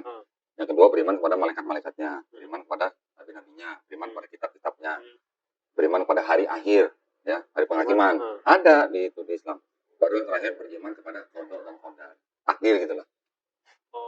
Takdir itu ada takdir mutlak, ada takdir yang diusahakan. Gitu. Itu poin-poinnya gitu loh. Nah sekarang tujuannya orang Islam beribadah kan memang kita diciptakan ini manusia dan jin itu di Quran sebutkan manusia dan jin diciptakan hanya untuk beribadah kepada Allah Subhanahu Wa Taala yang menciptakan kita. Beribadah itu apa? Ada ibadah yang seperti sholat, tetapi juga ada ibadah yang contohnya menghidupi atau menafkahi keluarga itu juga beribadah. Bermuamalah atau berdagang itu juga beribadah. Pokoknya judulnya kita menjadi Muslim itu harus bisa menjadi orang yang bermanfaat bagi sesama kita. Nah, itu urusan yang relasi antar manusia. Itu disebut dengan hablumin nanas, hubungan antar manusia gitu. Hubungan kita dengan Allah disebut dengan hablumin Allah, hubungan kita. Seorang Muslim tidak akan bisa istilahnya mencapai kesempurnaan kalau contoh misalnya hubungan Allahnya udah bagus nih, sholat nggak pernah telat dan segala macam, zakat, puasa segala macam bagus, tetapi hubungan dengan manusianya jelek atau cacat, ya tetap ada sanksinya gitu. Jadi seorang manusia, seorang muslim tetap dituntut dia harus berbuat baik dan bermanfaat bagi manusia lain. Sanksinya biasanya apa? Ya namanya istilahnya kalau kita sampai menzolimi orang, merampas hak orang, itu tetap ada sanksinya. Itu nanti adalah perincian-perincian yang ada. Ya, tapi sekarang kalau kita baca Bible nih, ya baca Bible. Yesus di Taman Getsemani doanya kemana? Berlutut. Berlutut sama sampai apa? Berdoa. Gambarnya itu melihat gambarnya. Iya, kalau di gambar. Kalau dibaca ada kata-kata Yesus sujud. Sujud gimana? Mukanya sampai ke tanah. Sekarang umat beragama apa yang doanya sujud sampai mukanya sampai ke tanah? Islam. Islam. Yesus di Bible ditulis apa? Puasa. Puasa 40 hari. 40 hari malah. Nah, Kristen puasa berapa hari? Nggak ada. Ada mungkin tapi ada setengah hari. Yang setengah hari ada ya. Itu kan. Ya sekarang umat beragama apa yang puasanya 1 bulan? Atau mendekati 40 hari lah? Islam. Yesus disunat. Lu sunat gak? Belum. Kenapa? Katanya. Berarti lu bukan pengikut Yesus dong. Bener gak? Iya. Kenapa lu gak sunat? Karena Paulus bilang lu gak perlu sunat. Iya. Lu gak perlu sunat, lu hanya perlu sunat hati gitu. Betul kan? Tapi kalau cuma perlu sunat hati, kenapa lu masih harus berperpuluhan di gereja? 10%. 10%. Kenapa gak ada perpuluhan hati gitu? Jadi kita ada yang diminta-minta gitu. Nah, gua aja dulu kan rajin berperpuluhan. Ya. Satu saat nyokap gua masuk rumah sakit. Ya gua harus rawat dong. Begitu gua telat berperpuluhan, besok kan kita sama pendeta, halo Pak Dodi sehat gitu. Gimana? Ya, makanya itu juga kekecewaan juga sih. Ibarat umpama kita memang kan ada ditulis berbagai perpuluhan dong. Tapi kan itu ibarat berdasarkan hati dong. Iya, sekarang gini lah. Ajaran perpuluhan itu kan diambil dari perjanjian lama. Di kitab Ulangan ada. Perpuluhan itu buat siapa? Tahu lu? Kalau di perjanjian lama. Buat suku Lewi. Suku Lewi ini kan nggak bekerja, nggak bertani, nggak beternak, nggak perang. Mereka tugasnya ngurusin bait suci gitu. Ya, betul. Betul kan? Jadi suku-suku yang lain, 11 suku yang lain, itu kalau mereka bertani, beternak, ada hasil, 10%-nya dikasih ke Lewi. Karena Lewi nggak kerja, nggak nyari duit gitu loh. Supaya suku Lewi ini makan gitu loh. Tetapi itu juga bukan hanya untuk khusus Lewi, untuk orang yang sedang bepergian, atau untuk para janda, anak yatim. Itu perpuluhan yang benar di situ. Ya. Sekarang pendeta lu orang suku Lewi bukan? Bukan. Lah kok minta perpuluhan? Minta perpuluhan buat bayar sound system. Oh iya, sound system. Bayar gedung. Buat bikin Ayo gedung. Tapi kan sudah tidak sesuai dengan makna yang aslinya. Iya. Jadi kan menganggapnya bahwa itu suku Lewi, tapi suku Lewi rohani misalnya. Benar. Harusnya kan ibarat kalau memangnya itu kan harusnya kan sesuai dengan ajaran dong. Ya dong. Perpuluhan ya ibarat dibagikan lagi ke yang membutuhkan kan. Nah, sekarang Yesus tadi sujud. Yesus sunat. Yesus apa namanya? Puasa. Ya kan? Yesus pernah nggak dengar baca cerita Yesus makan babi? Nggak pernah. Lu makan babi? Makan. Kenapa? Enak. Harum ya. Enak. Harum. Ya harum kan? Iya. Nah, kenapa Yesus nggak makan babi, lu makan babi? Nah, karena lu ngikutin ajaran Paulus. Paulus bilang semua makanan halal. Apakah sama ajaran Paulus sama Yesus? Sedangkan Yesus bilang, aku datang bukan untuk mengerjakan Taurat, tapi untuk mengenapi. Nah, di Taurat boleh nggak makan babi? Di perjanjian lama boleh nggak makan babi? Nggak boleh. Nggak boleh, haram. Nah, sekarang umat beragama apa yang mengharamkan babi? Islam. Yesus matinya diceritain pakai apa? Dikafanin. Iya. Orang Yahudi mati dikafanin. Nah, orang Kristen mati masuk apa? Peti. Pakai baju pengantin kan? Sama itu aksesoris. Malah ada yang taruh Bible di sini. Gue pernah lihat. Ada. Taunya salib doang. Ada yang salib, ada yang macam-macam. Terakhir gua ke rumah Duka Jelambar. Kristen masuk peti sebelah Bible. Wih, orang keren. Siapa mau baca gitu sono gitu. Nah, sekarang umat beragama apa yang mati dikafanin? Islam. Jadi yang ngikutin Yesus Islam apa Kristen? Islam dong. Gimana dong? Jadi kalau Kristen bilang Kristen artinya pengikut Yesus, yang diikutin apanya coba? Ngikutin kasih musuhmu nggak bisa. Ngikutin ditampar pipi kanan kasih pipi kiri, lu nggak bisa. Disunat lu nggak boleh makan babi, lu makan babi. Yesus puasa lu nggak puasa. Yesus kafanin, Kristen kafanin. Gua nggak nyumpahin maksudnya. Ya, tapi kan dari kisah di Bible sendiri itu malah apa? Bisa kelihatan bahwa Yesus bukan Kristen bukan ngikutin Kristus, tapi yang benar adalah Kristen menyembah Kristus sebagai Tuhan. Benar kan? Pengikutnya Kristen pengikut siapa? Pengikut Paulus. Kalau ada yang salah tolong disanggah, silakan. Ya gimana ya? Nah, gimana? Lo udah mempraktekkan tidak mengikuti Yesus. Yang lo ikutin kan gereja. Iya. Ya kan? Aturan-aturan gereja. Aturan gereja. Misi-misi. Berarti yang lo ikutin Alkitabiah nggak? Enggak. Ya udah, berarti lo Kristen apa jadi ya? Lo punya Bible buat apa kalau nggak diikutin? Iya. Nah. Namanya kebingungan kayak penafsiran kan susah ditafsirkan. Dari satu Bible yang sama, ya. Ini Bible sama nih. Bisa ada Trinitarian, bisa ada Unitarian, bisa ada Oneness. Mempunyai konsep ketuhanan yang berbeda-beda. Makanya kalau kita baca juga, saya juga baca juga kadang suka bingung. Hanya pendeta dijelasin. Kalau kita misalnya nggak masuk logika, enggak? Apa? Jawabannya apa? Ngimanin aja. Gimana aja? Nah itu jurus pamungkas pendeta itu. Ngimanin aja. Nah sekarang bagaimana lo mengimani sesuatu yang tidak Alkitabiah?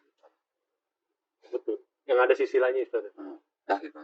Tapi kalau di Islam jelas, simple dan jelas kalau Islam. Tuhan cuma satu, nggak ada duanya. Nah, lu ciptaan, Tuhan itu pencipta. Nggak mungkin Tuhan jadi ciptaan, nggak mungkin.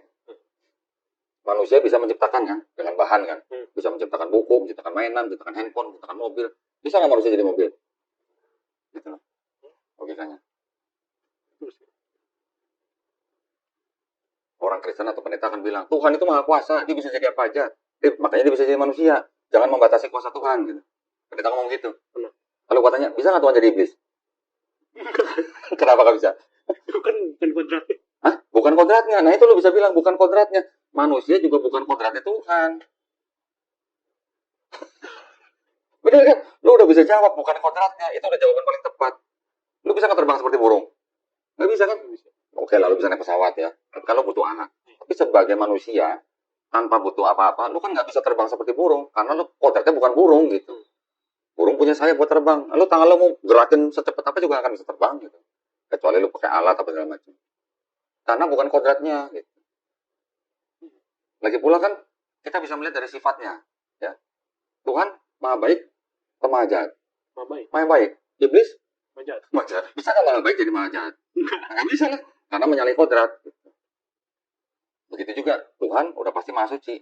Manusia, oke, manusia bisa suci. Tapi kan tidak bisa jadi maha suci. Betul. Cuma menyerupai doang. Mengusahakan suci. Iya. Oke. Dengan sifat-sifatnya. Nah, makanya kan gitu kan. Sekarang yang maha suci bisa nggak jadi nggak maha suci? Ya nggak bisa. Manusia mau sesuci-sucinya manusia tidak akan bisa jadi maha suci. Maha. Udah maha nih. Tapi kalau pendeta bilang, justru kalau di Kristen itu memang begitu rumusnya. Yesus itu adalah Tuhan yang maha kuasa sekaligus tidak maha kuasa, maha mengetahui sekaligus tidak maha mengetahui. Ada pendeta yang ngomong begitu, pendeta senior tuh. Serius, gue kemarin belum lama debat kan di Jogja kan. Maklum udah ke gereja. Sekarang mungkin nggak Tuhan yang, kalau Tuhan maha melihat ya? Iya. Mungkin nggak Tuhan yang maha melihat sekaligus atau pada saat yang sama menjadi maha buta? Nggak mungkin dong. Itu udah paradoks namanya. Gitu. Nanti ada lagi pendeta lain bilang, oh Tuhan itu maha hadir. Dia bisa hadir di mana-mana, termasuk hadir di bumi. Gitu. Jadi tinggal tanya, bisa nggak Tuhan hadir di neraka? Nggak bisa kan? Bisa nggak Tuhan hadir di WC? Nggak bisa. Nggak bisa lah. Beda alam. Bukan menyalahi kodrat. Iya, gimana beda alam menyalahi kodrat? Iya, menyalahi kodrat gitu. Jadi, kenapa bisa ada konsep Tuhan bisa jadi manusia? Nah, itu tadi saya cerita konsep dari paganisme. Konsep-konsep yang percaya Tuhan atau dewa bisa jadi manusia atau punya anak manusia. Yang mana nih nggak full, nggak sepenuhnya seperti yang Tuhan paling tinggi atau dewa paling tinggi, tapi paling tidak dia setengah manusia setengah dewa gitu. Makanya di sini kan juga ceritain Yesus nggak tahu kapan hari akhir, yang tahu cuma Bapa doang. Betul, benar. Betul, mana kan? Nah. Walaupun Yesus bisa membuat mujizat, tapi kan tetap dengan izin Bapa. Betul. Yesus berdoa dulu. Berdoa dulu. Nah, kalau ada pendeta lagi bilang, siapa yang bisa mengampuni dosa manusia? Cuma Tuhan yang bisa mengampuni dosa manusia. Betul.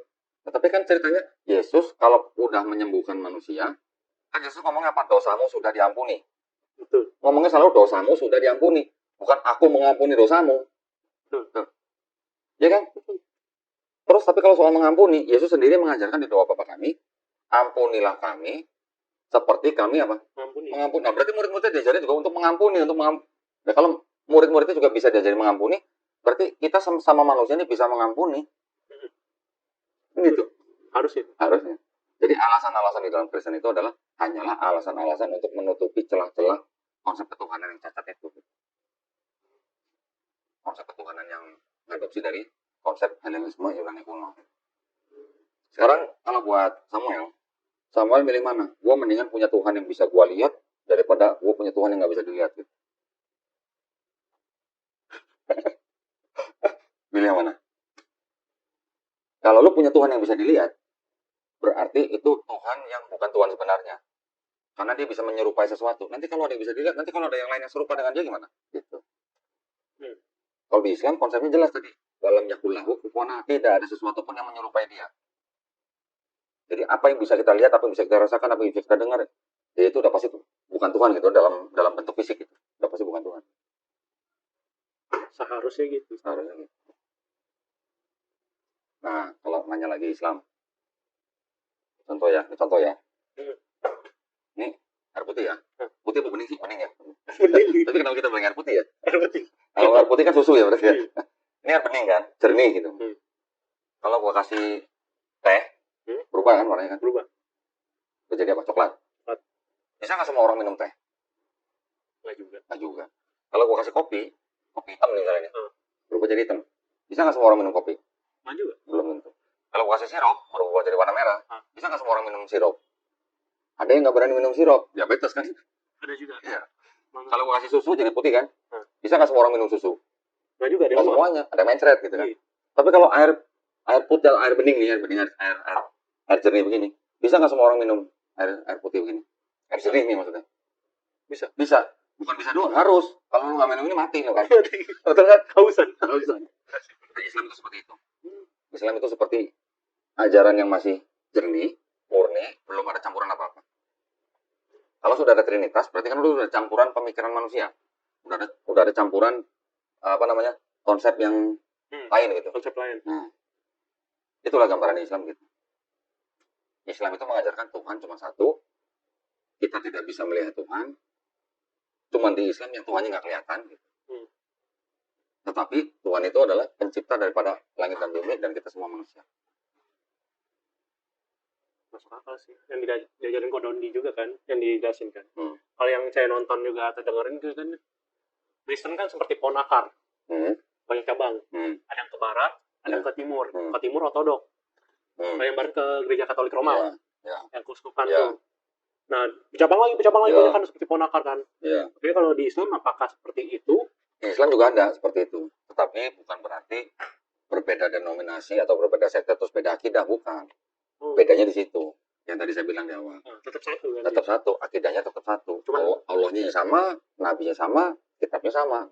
Cuma tata cara ibadahnya. Tata cara ibadah. Nah, di dalam Islam itu ada bukan perpecahan lah, tapi itu apa ya? Hasanah lah ya. Di Islam itu ada beberapa mazhab. Mazhab itu adalah apa ya? Ini semacam aturan-aturan. Tetapi aturan-aturan ini juga semuanya nyampe kepada Rasulullah gitu.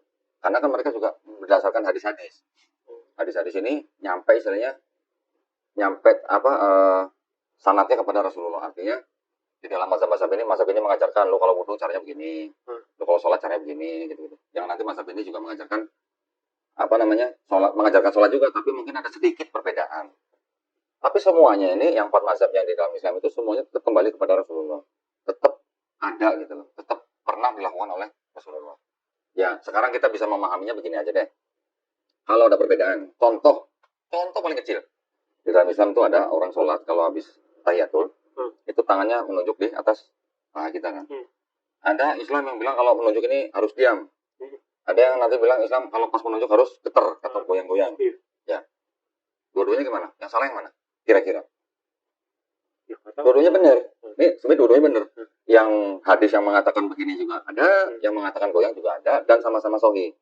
Yang salah yang mana? Yang nggak sholat. Gitu. Ya dong.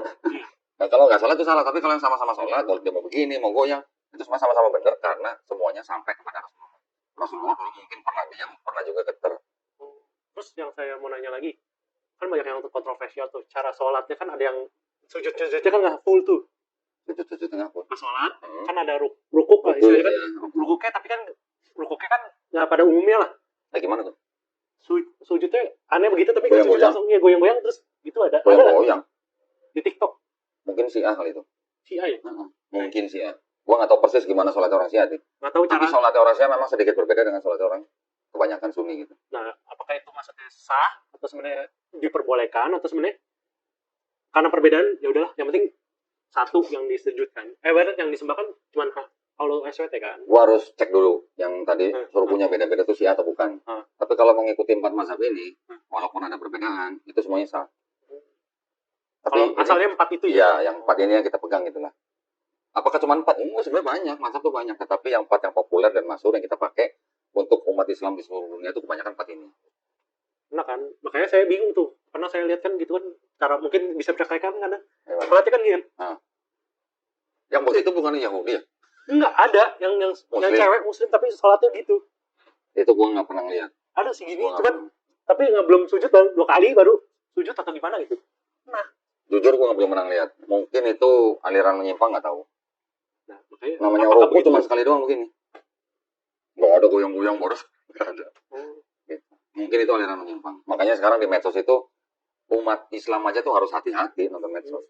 Kalau yang awam-awam tuh bisa terkena tuh dari medsos. Makanya kalau orang masuk Islam itu memang seperti orang masuk dalam rimba. Iya. Makanya saya ketemu Kodoni gimana nih? Kalau orang masuk rimba, kalau nggak ada yang nonton kan nyasar pasti dia. Betul. Nah itu dia. Makanya sebelum masuk benar-benar masuk join ibadah saya kan benar-benar kalimat 2 kali syahadat kan ibadah. Ya belajar dulu nih ibadatnya kan. Ya.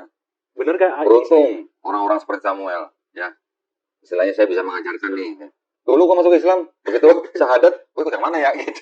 Nah, alhamdulillah waktu itu ada teman gua nemuin gua sama seorang habib. Alhamdulillah. Ya, alhamdulillah jadi enggak ke aliran yang macam-macam yang kontroversi gitu enggak. Alhamdulillah. Terus alhamdulillah lagi sekarang gua bergabung dengan Yayasan Pembina Mualaf. Jadi yang namanya Syiah itu memang kontroversi di kalangan Sunni. Bahkan kebanyakan ulama Sunni itu mengatakan bahwa Syiah itu bukan Islam. Walaupun mereka mengaku Allah SWT sama, Nabi sama, Quran sama, tetapi kan ada hal yang lain sampai dianggap keluar dari Islam gitu. Nggak usah mikirin sampai situ dulu. Ya kan ibaratnya kan takutnya kan makanya kan orang awam kan makanya nanya ke Dondi kan yang ibaratnya udah masuk, ibaratnya kan maaf ibaratnya yang pernah sebelumnya kan di luar nih, udah masuk kan, udah ketemu Ali, baru belajar lah. Iya. Makanya saya tanya ke Doni gimana caranya untuk belajar Islam, mengenal Islam, supaya ibarat nggak menyimpang nih, ibarat nggak salah lubang lah. Iya. Nggak ceblos gitu. Nggak ceblos. Daripada ceblos, daripada masuk jurang itu bisa bangkit lagi. Itu dia. Benar. Insya Allah yang kita ikuti adalah Islam Ahlus Sunnah wal Jamaah. Jadi kita semua ini adalah muslim-muslim yang mengikuti sunnah secara berjamaah. Sunnah itu apa? Ya apa yang dilakukan Nabi. Tetapi bukan berarti juga begini. Apakah kalau lu udah jadi muslim lu harus pakai gamis, pakai sorban? Apakah begitu? Tidak harus. Lu melakukan itu karena kecintaan lu pada Nabi, boleh-boleh aja. Tetapi yang harus diikuti dari Nabi itu akhlaknya, bukan fashionnya gitu. Kan kalau fashion ini kan bisa tergantung dari geografis. Tempat panas pakai baju begini ada alasannya. Kita di tempat tropis pakai baju begitu mungkin kurang atau bagaimana ya. Kalau masih ada yang nyaman ya silahkan, tapi nggak wajib gitu, nggak wajib. Nanti di dalam Islam ada hukum kan, nggak wajib, mubah, makruh, haram, itu nanti ada hukumnya. Ada ya? Jelas. Itu udah jelas. Makanya saya kan nanya ke Doni gimana caranya untuk apa yang referensi apa buku apa yang harus saya pelajarin mungkin sebelum masuk Islam kan. Jadi pas masuk Islam, gue udah yakin nih dengan apa yang gue pegang kan gitu kan. Sama kemarin belum lama ada anak muda seumuran Samuel, Tokin juga dari Tangerang. Begitu di sini duduk ngobrol. Hampir 3 jam lah. Alhamdulillah syahadat. Tapi artinya dia masuk Islam dengan keyakinan yang positif gitu. Positif. Enggak seperti tadi kayak orang masuk riba nggak tahu masuk mana gitu, belajar kemana gitu. Enggak. Kalau kita di Geraha Mualaf ya kita ajarin apa yang sudah dilakukan oleh mayoritas umat Islam. Iya, makanya kan kebetulan kan ibarat kata saya kan sebenarnya sih udah 2 minggu ini kan apa itu kan boleh cerita nih. Boleh. Saya kan ibarat dulu asal muasal saya kan pacar saya kan muslim. Pacar saya muslim. Ibarat sebelumnya itu juga karena mungkin doa saya juga kan. Doa saya memang semoga ketemunya pacarnya yang berkerudung, yang punya adab baik, etika baik. Alhamdulillah. Ternyata dapat pacar berkerudung. Alhamdulillah. Terus dengan adab-adabnya yang baik, ibarat saya caranya dengan baik kan. Ibarat mau mal dia, ibarat nggak bisa disetir karena udah ada dalil-dalilnya. Memang. Lu kalau mau masuk nikah sama gue, lu mesti masuk Islam. Iya, dan sunat. Memang Wajib. Ya kan gitu. Ibarat kan gitu kan. Iya. Ada suratnya ini nih. Iya. Gitu. Harus wajib. Kalau misalnya itu melanggar itu ibarat murtad. Sudah istilahnya udah melanggar. Melanggar kan. Nah sekarang bagaimana lu mengajarkan Bible kalau lu sendiri nggak melakukan apa yang di Bible? Di sini nggak boleh makan babi, lu makan babi. Di sini nggak sunat tuh nggak sunat. Nah, artinya kan bertentangan sendiri malah. Tapi gini, lu mau masuk Islam karena lu mau menikah dengan seorang muslimah, itu nggak ada salahnya. Nggak ada salahnya. Bukan karena gue masuk. Enggak. Lu karena cuma mau nikah doang. Kan ibaratnya kan enggak sebenarnya kan saya juga mau masuk Islam juga kan. Memang udah dari mungkin karena itu kan yang saya cerita masuk Islam salah satu caranya dengan menikah. Tetapi yang diharapkan apa? Masuk Islam jangan cuma karena hanya menikah aja. Tetapi setelah masuk Islam harus menjalankan Islamnya. Gitu. Terus kan udah gitu pacaran, saya udah pacaran setahun 4 bulan. Cuman belakangan ini kan dengerin tuh anak mungkin ke bunda gulana gelisah kan saya cerita sama curhat sama pacar saya kan. Galau soal duniawi lah kata saya kan dengan kondisi kan. Coba dengerin sholat kata saya kan. Memang saya dengerin suka sholawat dengan suka. Oh ya. Ini Syaban. Udah dengerin? Suka dengerin. Terus gimana? Rasanya gimana? Nah, tenang.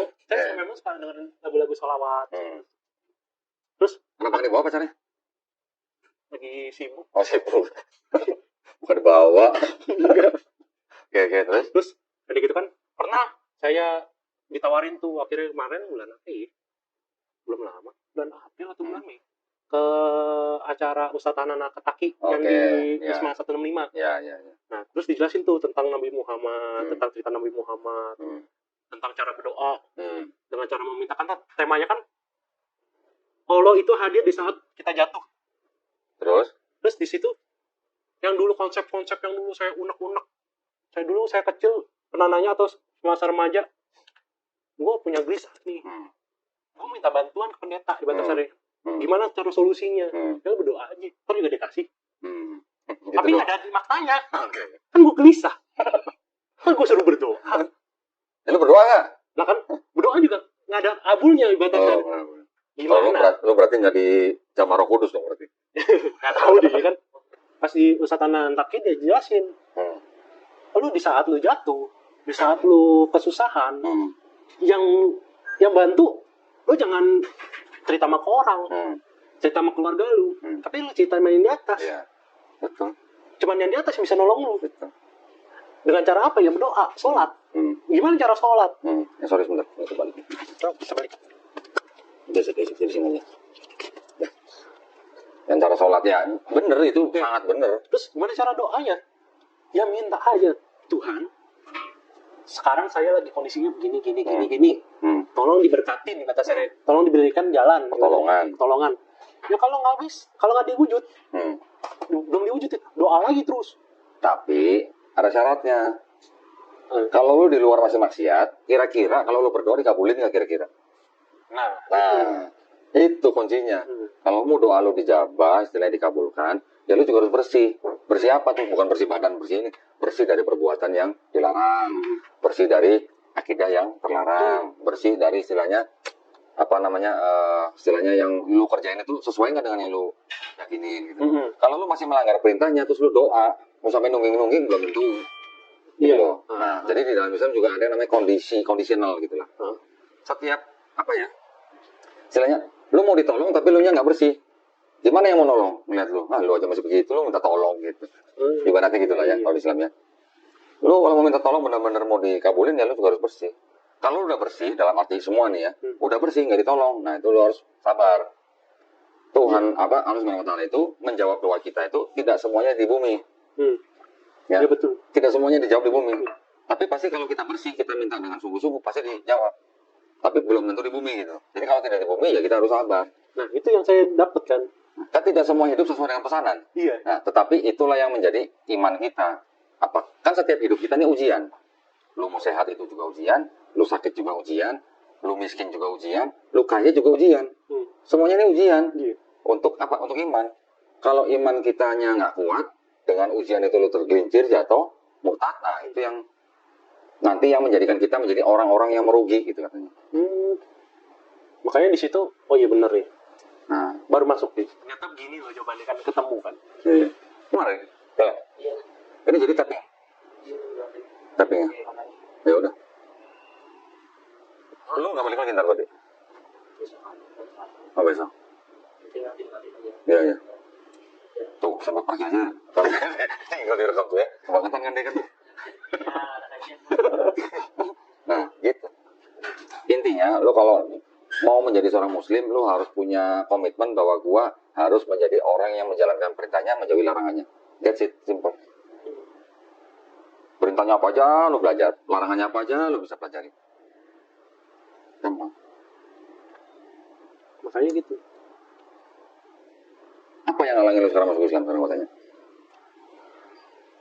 Takut salah nyemplung doang ya batas Rik. Takutnya kemana gitu kan? Insya Allah enggak. Nanti kan kita ada pembinaan.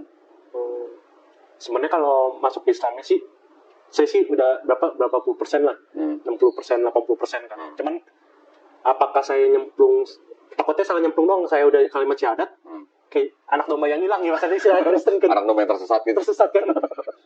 Kan kita nih ya sama Pembina Mualaf juga kan kita kerjasama dengan MUI, Majelis Ulama Indonesia. Di Majelis Ulama Indonesia itu ada sebuah lembaga yang namanya KDK, Komisi Dakwah Khusus. Komisi Dakwah Khusus ini yang tahu nih aliran sesat, aliran menyimpang itu apa aja gitu. Kita juga pasti koordinasi lah. Jadi apa yang kita bina kepada mualaf-mualaf yang baru masuk Islam, ya itu juga yang kita dapat dari MUI. Gitu. Takutnya kan konsep-konsep yang saya dapat itu kan tidak sesuai dalil Muhammad yang diberikan kepada utusan nabi-nabinya kan. Insya Allah enggak. Jadi yang kita ajarkan kepada para mualaf ya itu kita juga sudah dapat arahan dari MUI. MUI tahu kan yang mana sesat, yang mana menyimpang. Gitu loh. Insya Allah enggak. Nggak ada yang perlu ditakutin kalau kayak gitu. Dan satu lagi, lu nggak perlu minder kalau gua masuk Islam, gua harus langsung bisa ini. Gitu, jangan. Nah itu kan saya sholat aja bingung. Kan lu pernah kan? Lihat orang sholat kan saya kan belajarin. Ada buku-bukunya kan diajarin sama Khadijah. Saya download.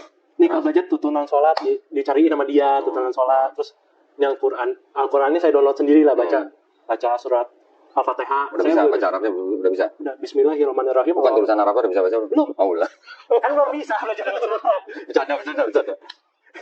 Nggak perlu, lu baca terjemahannya aja dulu. Gitu. Kan bisa baca Latinnya. Ada kan yang umpama nggak bisa, cuman kan ada teks pay. Iya. Ya tinggal ikutin aja. Ikutin aja kan. Nanti kalau udah syahadat, lu bisa gue kirimin guru Iqra, lu gak usah bayar. Gue datengin ke rumah lu mau hari apa? Gak usah bayar, gue datengin guru Quran. Atau belajar Iqra online juga bisa. Kita ada guru online, guru offline ada kita. Tenang aja. Itu. Jangan takut, pokoknya jangan takut. Kita harus siapin. Bahkan kalau ada mualaf yang diusir sama keluarganya, kita pun sudah sediain shelter. Ada shelternya, bisa langsung belajar sholat, bisa langsung belajar Quran. Ada gitu. Takutnya kan ibarat saya masuk nih. Ya, gitu kan. Takutnya kan pas waktu makanya saya ke masjid aja pengen ke masjid berapa kali deh atau masjid Ramli atau gimana nanya. Yang disunter. Minder. Minder.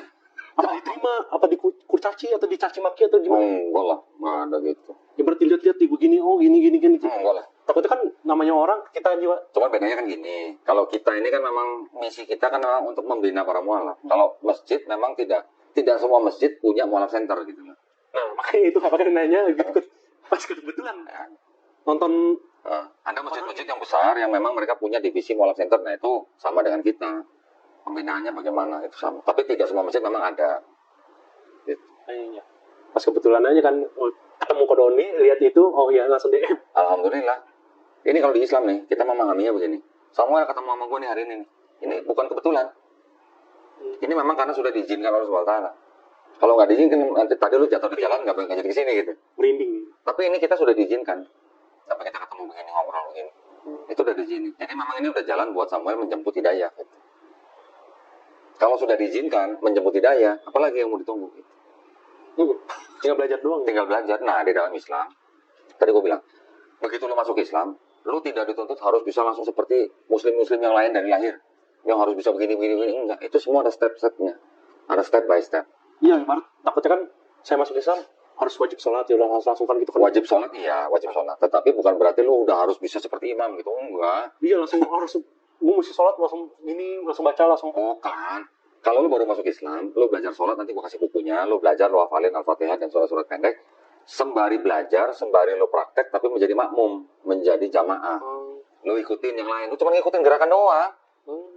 Dan lu kan nggak baca keras-keras, lu kan cuma jadi makmum, cuma dengerin imam membaca Quran. dalam hati lu baca apa istilahnya yang lu udah lu hafalin Al-Fatihah, minimal cuma Al-Fatihah. Kalaupun lu belum bisa Al-Fatihah, lu cuma cukup baca subhanallah, subhanallah, subhanallah. Sudah cukup. Cukup. Udah cukup sebagai orang yang baru masuk Islam ya. Tapi kan lu harus maju dong, harus berkembang dong. Masa mau begitu terus umur kan enggak. Makanya dikasih buku, lu belajar, lu hafalin sampai akhirnya lu bisa sholat sendiri. Karena di dalam Islam ada sholat fardu, ada sholat sunnah. Sholat sunnah ini sholat di luar sholat wajib. Sholat sunnah ini sangat bagus gitu loh. Nanti adalah hadis-hadisnya apa aja manfaatnya. Kalau lu udah bisa sholat sendiri, nah itu kan udah enak. Tetapi sebagai orang yang baru masuk Islam, sholat tuh hanya cukup menjadi makmum dulu, hanya mengikuti gerakan, gitu. Cukup, sudah cukup. Makanya tuntutan kita bukan yang gimana lu udah harus langsung jadi. Takutnya pandangan yang ibarat harus bisa ini, harus bisa ini. Kagak, justru orang Islam ngelihat orang seperti Samuel baru masuk masjid, baru belajar sholat, kita malah ngajarin. Takutnya kan, ya baru mau lakukan kan gitu. Takutnya dikucilkan. Enggak, justru kalau orang Islam itu yang paham, lihat orang yang baru masuk Islam belajar sholat, malah kita ngajarin. Karena kita tahu bahwa kita ngajarin orang sholat itu kita juga berpahala. Kalau orang yang tahu ya. Gitu. Takutnya saya masuk Islam gitu, belum bisa apa-apa, belum ini, apalagi etnis kan.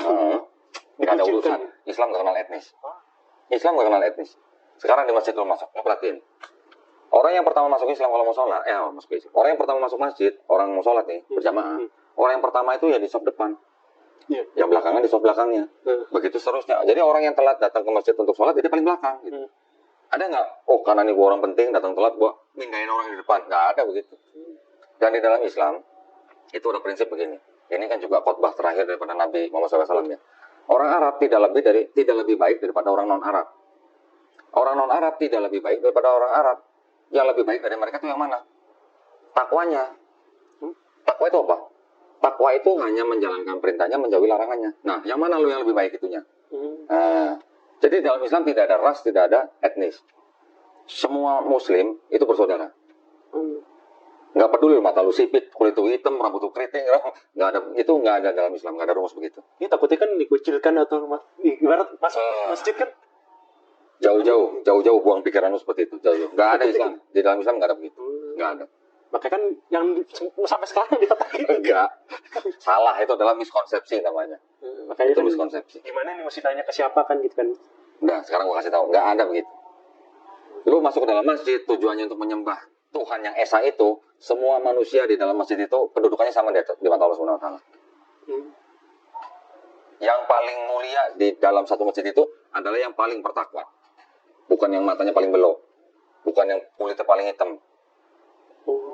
Makanya kan karena mungkin dulu ini gitu kan tahu lah kodoni lah. Paham. Oh, Islam sama orang miskin gitu kan. Ada yang gitu. Enggak, maksudnya kan sebelumnya kan gitu. Masuk kemana gitu kan. Karena pakaiannya jelek.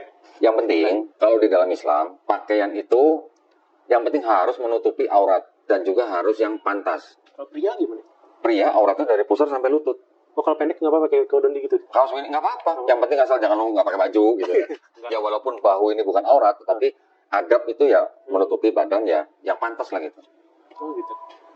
Di barat banyak orang sholat di jalan ya sesuai dengan apa yang dia pakai, tapi yang penting auratnya ketutup gitu. Bener. Serius, nggak, jadi bukan berarti kita kalau udah Islam harus berpakaian seperti orang Arab, enggak. Gua aja begini. Lu ngeliat gua tampang begini, tampang apa? Gitu. Kan takutnya kan seperti itu, kalau kayak kan nanya lagi kan. Gitu. Jadi yang harus kita ikuti dari Nabi Muhammad SAW itu adalah akhlaknya. Makanya kan aslinya gimana sih? Aslinya itu udah. Gitu. Islam itu diturunkan untuk menyempurnakan akhlak. Akhlak tahu kan? Tahu. Nah, udah gitu. Buat apa Islam diturunkan? Untuk menyempurnakan akhlak. Gitu. Yang rahmatan lil alamin. Dengan akhlak kita menjadi rahmatan lil alamin. Jadi kalau orang Islam selama bermasyarakat orang lain dengan kita tidak memusuhi kita juga tidak boleh memusuhi orang itu tanpa sebab maksudnya ya. Orang di luar Islam berdekatan kita dengan kita, orang itu harus merasa aman. Dia pasti merasa aman karena kita tidak diajarkan untuk menzolimi orang lain. Kita boleh membalas, kita boleh memerangi orang yang menzolimi kita di Islam gitu.